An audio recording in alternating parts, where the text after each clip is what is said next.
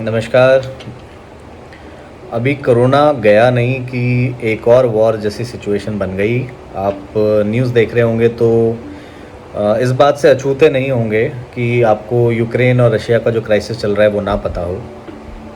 और इसके बारे में मैं लास्ट नवंबर से बोल रहा हूँ। नवंबर के टाइम भी अगर आप मेरी पोस्ट में जाएंगे तो मैंने लिखा था कि इकॉनमी और एक्सटर्नल अफेयर्स और कॉन्फ्लिक्ट, इस तरीके की जो चीज़ें हैं ये बहुत ज़्यादा होंगी।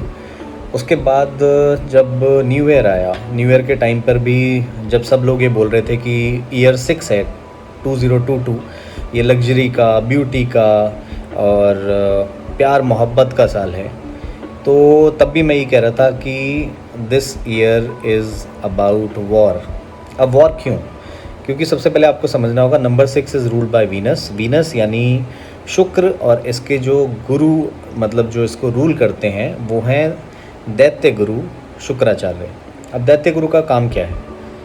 उनका काम है अपनी चीज़ के लिए युद्ध करना, अपनी चीज़ को युद्ध करके पाना। यही मतलब अगर हम अपनी किताबों में भी पढ़ें तो उसमें भी यही पता लगता है। और जैसे कहावत है हमारे में, everything is fair in love and war. वो इसीलिए कहा जाता है कि जब आप किसी चीज़ से अटैच हो गए, जब आप किसी चीज़ को पाने की इच्छा रखते होंगे, किसी चीज़ से मोहब्बत करते होंगे, तभी आप उसके लिए लड़ मिटने को तैयार होंगे। तो इसीलिए मैंने जैन में स्टार्टिंग में भी कहा था कि this year is about war. और स्पेशली अभी परसों जब ये पैलिंड्रोम वाला दिन आया था, एनाग्राम एंड पैलिंड्रोम वाला 2202 वाला दिन, उस दिन भी मैंने कहा था कि अब आगे आगे देखिए होता है क्या। और सिर्फ 2 दिन लगे इस चीज़ को एस्केलेट होने में, और इसके बारे में भी सब यही कह रहे थे कि ये डिप्लोमेटिकली सॉल्व हो जाएगा। लेकिन देखिए क्या हो रहा है। रशिया फुल्ली इन्वेड कर चुका है, और यहाँ तक कि वो यूएस को भी ये कह रहा है कि अगर हमारे मामले में टांग अड़ाई तो बहुत गहरे परिणाम होंगे। अब इसके पीछे गेम किसका है? तो अगर न्यूमरोलॉजिकली भी देखा जाए तो ये गेम सारा का सारा बाइडन का है, ये यूएस का गेम है। बाइडन की जो न्यूमरोलॉजी सजेस्ट करती है वो ये सजेस्ट करती है कि he is a person who takes decision on the basis of emotions. Practical aspect पे डिसीजन नहीं लेते हैं। He is a very emotionally driven person. And अगर मैं सिर्फ एस्ट्रोलॉजी और न्यूमरोलॉजिकल पॉइंट ऑफ व्यू से बोलूँ तो आई डोंट थिंक सो इस इम्पॉर्टेंट पोजीशन में इस तरीके के आदमी का होना चाहिए जो इस तरीके का डिसीजन बहुत ही इमोशनली ड्रिवन तरीके से ले। हालांकि आई एम नोबडी, मेरी बात कौन सा यूएस सुनने वाला है, बट फिर भी ये सारी जो प्रोवोकेशन हुई है, मैंने एग्जैक्टली यही वर्ड एक पोस्ट में लिखा है, आप मेरे पेज पे आके देख सकते हैं। 23 जनवरी का प्रोवोकेशन जो हुआ है वो यूएस की तरफ से ही हुआ है। इसमें बाइडन शुरू से ही उनके, अगर आप फेसबुक पेज भी देखेंगे तो वो कह रहे हैं कि रशिया वॉर करने वाला है। तो पुतिन ने कहा ठीक है, कर देते हैं वॉर।